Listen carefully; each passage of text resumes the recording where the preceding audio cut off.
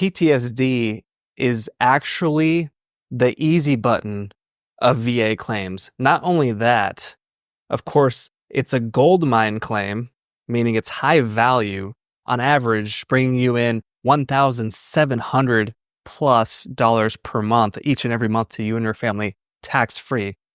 But also it's something that even if you're decades removed from the stressor event, even if you have no medical records at all, if you have no proof, this is something that could be easily turned into a winning VA claim. And by the end of this video, you're going to know exactly step by step how to do that. I'm Jordan Anderson with VA Claims Academy. This is what we do. Let's get into it.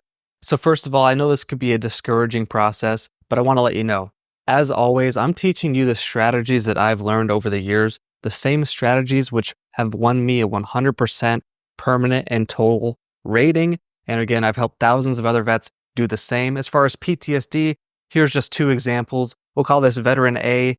He's a client inside VA Claims Academy. He received a 70% PTSD rating in just 1 month using the strategy that I'm about to teach you right now in this video.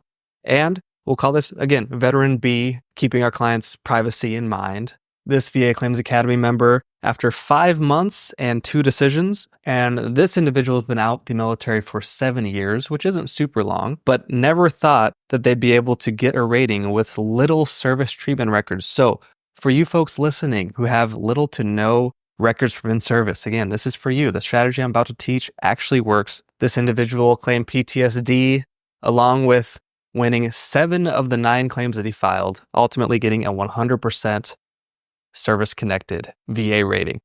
So let's get into this. First, quick mental health check-in. Here's a cute cat. Boom, blood pressure down. Let's move on. There are a couple things that you need to know about PTSD. And specifically, it falls into 2 categories. First of all, you have combat-related PTSD and non-combat-related post-traumatic stress disorder, right? So there's a very common misconception that the term combat-related is something so specific to where you have to be out there, Neo, Matrix, dodging bullets on the front lines for that to be considered combat-related. But just think about the term.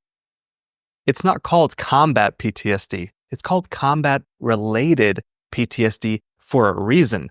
Let me show you this straight from the horse's mouth. This is going to be from the VA's own website for CRSC, okay? So what your evidence must show about your combat-related disability. If you can't quite read this, don't even worry about it. I'm going to read it verbatim for you right here.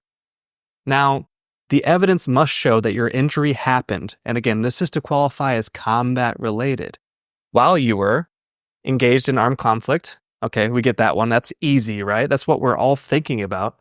But this is just one item in this list. So if you were engaged in hazardous duty, like demolition, flying, or parachuting, or participating in, how many of this is us? This is all of us. Participating in war simulation activities, like live fire weapons, practice, or hand-to-hand combat training. So, my Army folks, my Marines, even Air Force, we did it, right? You're talking about the pugil sticks and whatnot.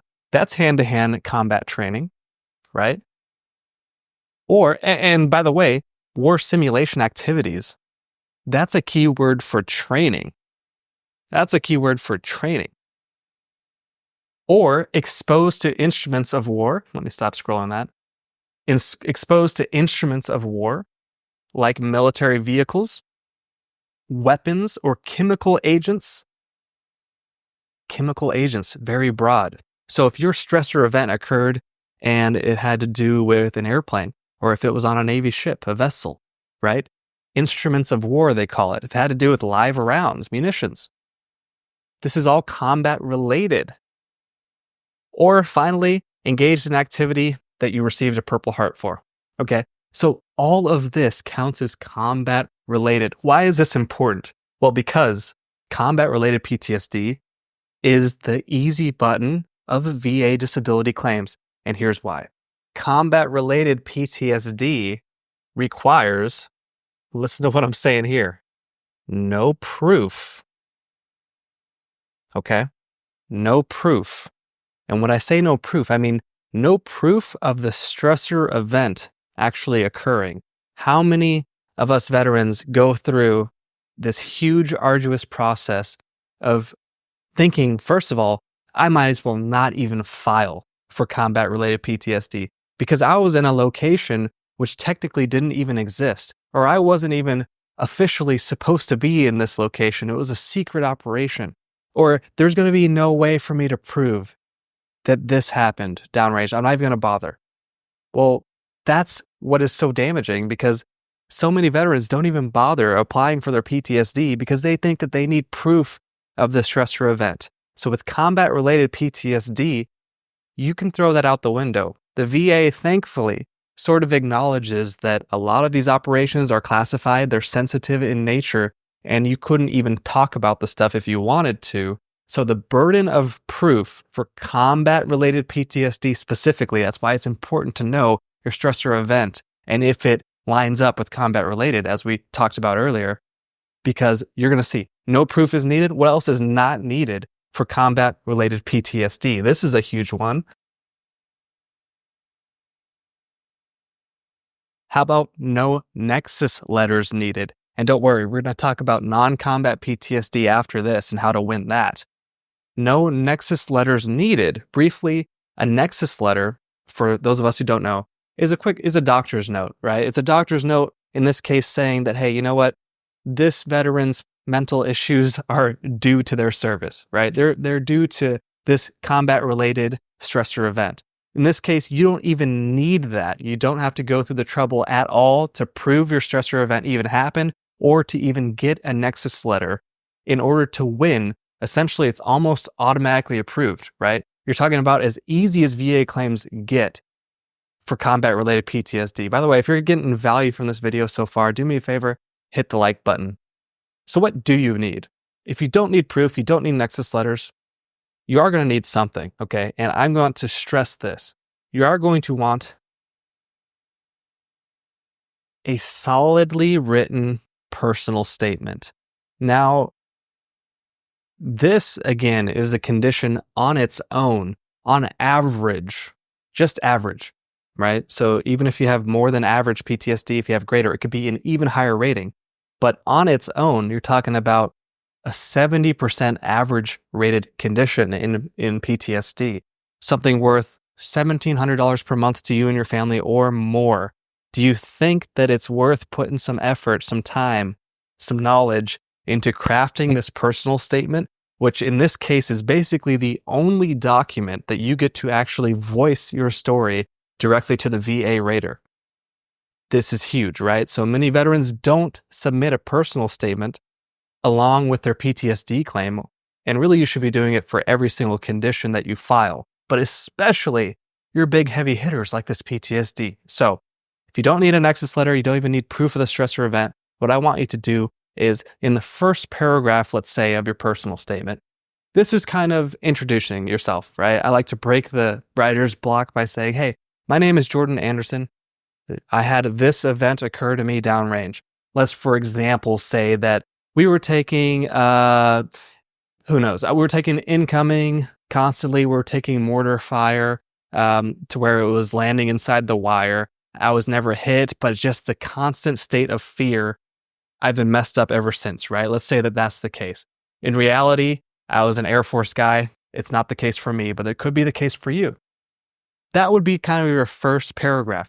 Here's where vets mess up, is continuing to speak about their stressor event, and all of a sudden you get to the end of the personal statement, and they didn't talk about their social impairment or their occupational impairment, the actual things that matter for how you're rated. So make sure you take the time and ensure that your personal statements are well written.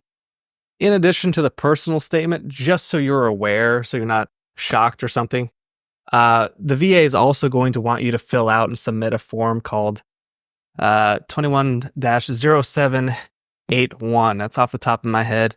Let me confirm that's accurate. Yep. So on form 0781, we'll call it. Just very briefly, this is not going to be the form for your personal statement, which again, your personal statement, you're talking about what happened, how it impacts your daily life, and more importantly, your social and occupational impairment, fancy words that the VA uses to mean how does this hurt you at work and how does this hurt your family life, your relationship, your social life, right? This is going to be almost like a police report.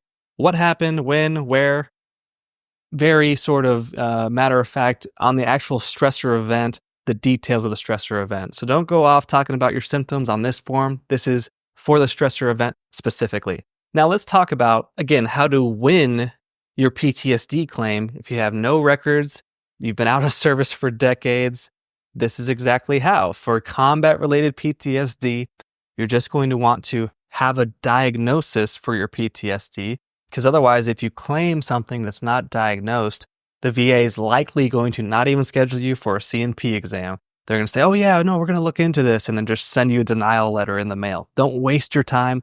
Get diagnosed, get to the psychiatrist now, and get diagnosed for your combat-related PTSD. Then you'll want to invest the time into learning how to write a proper personal statement, okay? Or if you want me to help rescue your VA claim, click the first link in the description below. But that's where you're going to want to invest, right, your time and effort into, because you don't need a nexus letter, you don't need proof of the stressor event. That's kind of your one interface directly with the VA rater. That will ensure you get rated properly. Once you send that off along with, what was that form? This is 21-0781. That'll take you 10 minutes. It's too easy. That's essentially what you need. And then they'll call you in for the compensation and pension exam, which we'll talk about a little bit towards the end of the video. And basically you're done, right? That's simply how simple it is. That's what I'm saying. It's the easy button of VA claims to have combat-related PTSD. You're looking at probably getting a large backdated pay check for that PTSD. Now, what if you don't have combat-related PTSD? This could be a lot of you, where maybe you were hazed, or you experienced racism in the service, or had a car accident, right? Any stressor event where they're saying it's not combat-related. I can't even with those, broader terms, it can't be justified as combat-related. This is specifically how you win that. And yes, it is a little bit more difficult, but still very possible. I see it done all the time. For non-combat PTSD, the VA is going to be bothering you and kind of pestering you, wanting proof of the stressor event. So right here, we're going to do a check mark. We do need proof of the stressor event. Now, when I say proof, maybe this could be documentation from your leadership.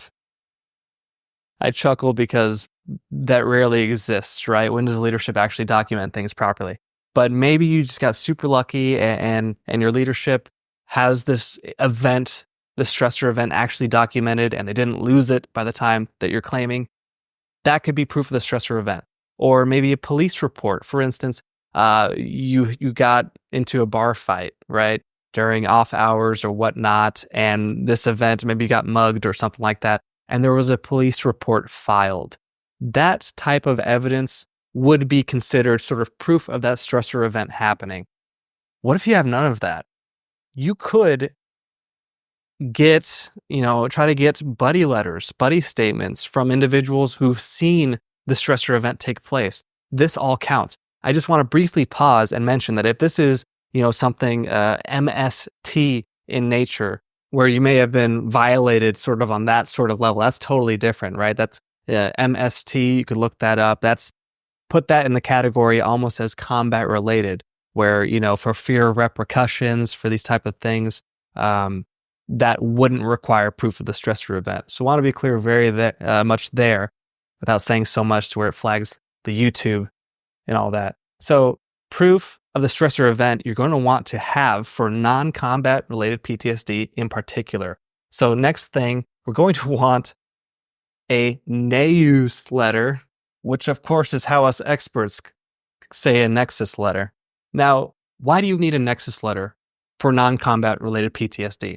Because again, the VA, is upping the burden for proof since it's not combat related. They're essentially saying that, hey, you have no excuse to not have the details of this stressor event because it wasn't combat. It wasn't potentially, a sensitive or classified nature, right? So they're going to make you really bring it to them. That is why for any mental claims, right? We know most of us know, you can only be rated for one single mental claim, right? Overall, meaning if you have anxiety, adjustment disorder, depression, bipolar, and PTSD, all of those conditions get blended into one single mental rating, okay? You can't stack them. This is hugely important because if you're trying to get service connected for a mental condition, which if you have one that you think is service connected, I highly recommend, it's high value, go for the one that's easiest to service connect and I call it a surgical strike. Surgically strike that. Or even if you have lots of stressor events, let's say you have PTSD from a bar fight and as well as taking mortar inbound while you were in Kandahar, while you were in Bagram, then go with the stressor event that could be considered combat related because the burden of proof is way easier. Okay, so pick the one that makes it the easiest and stick with that one for the sake of presenting to your VA claim. What else? Absolutely, we need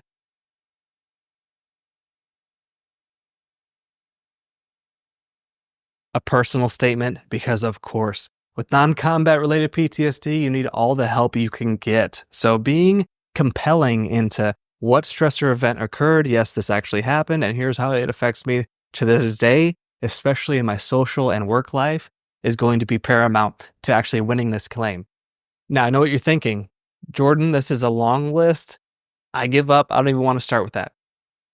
There's a good thing here, right? So the good thing is that there are doctors who are able and are specialized into actually able to diagnose you. Okay, they're for the VA claims process I'm talking about. They're able to diagnose you. They're able to hear your story about what happened potentially in your combat or non-combat related PTSD in this case, and actually write you a positive nexus letter opinion for your claim. And obviously, you would want to do your personal statement on your own. So if you're able to contact, I actually know a couple of really good medical teams for this. I'll talk about them very soon, but they're out there, right? So there's people who are standing by, medical teams who can get you these things that you need. Is it pricey? Yeah, because ultimately you're paying for doctors out of pocket. That's always going to be pricey. However, for non-combat PTSD, it could be the difference between winning it or not, which ultimately, again, is $1,700 per month, tax-free per month or not. It would be worth investing in if you needed that route. And as always, this is PTSD, so we're going to need Form 270781, okay, to be filled out as well. Now, here's the fun part.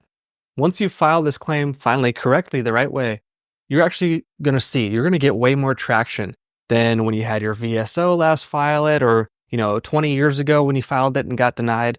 When you take these tips and you file now, you're going to see the claim will probably move a lot faster.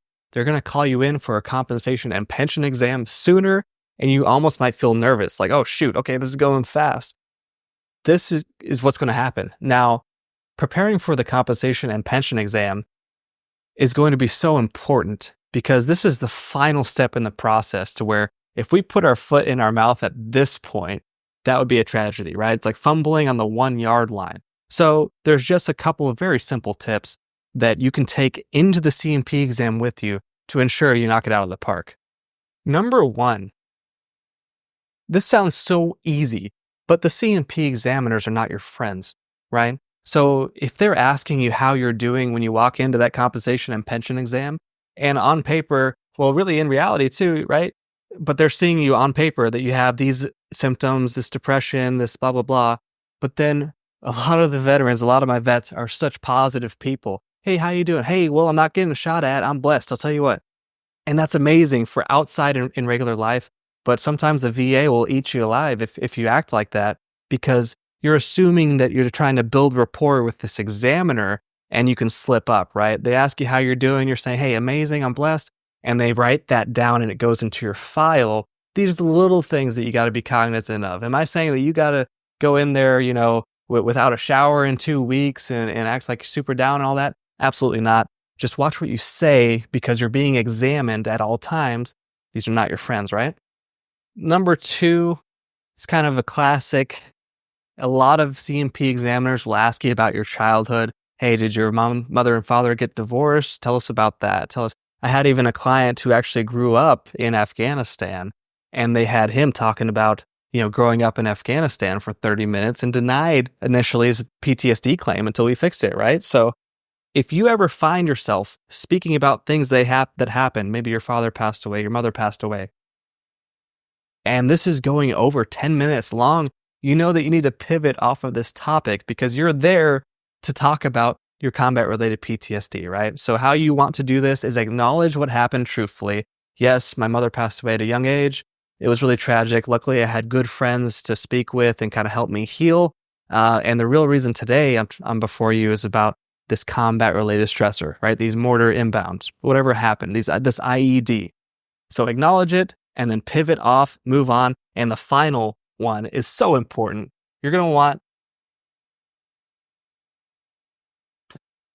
to make yourself a cheat sheet, right? Whenever you go to the grocery store, and I know this happens because it happens to me too. I know everything that I need. Okay, some brie, I need some crackers, this, and that. As soon as I walk through those doors, boom, it's gone, right? My entire grocery list, I forgot it. I'm wandering around wasting time. This will happen to you during your CNP exam as well. I don't care if it's in person or a telehealth exam for your compensation and pension. You're going to want to give yourself a cheat sheet, okay? Give yourself a grocery list to bring in and reference with you. Now, what this should include is 3 stories to jog your memory, okay? Make this about your worst social impairment moment. So, hey, yeah, I really blew up on my mother-in-law at Thanksgiving and embarrassed myself. Have your worst work impairment moment. Yeah, I overslept in work, got written up, got fired because of, I wake up and I'm so unmotivated now because of my PTSD. And then finally, your last little, bullet here, have it to where you talk about your worst overall symptom. This could be anything. It's not, necessarily work-related or social-related, but your overall symptom. Don't write the whole story, just, a couple words to jog your memory, and you'll ensure that you have a good CNP exam. Knock it out the park. Fellow vets, I really hope this helped you out. This is kind of the ultimate masterclass for PTSD and winning such a high-value claim. So share this with someone who needs it because this could change your life.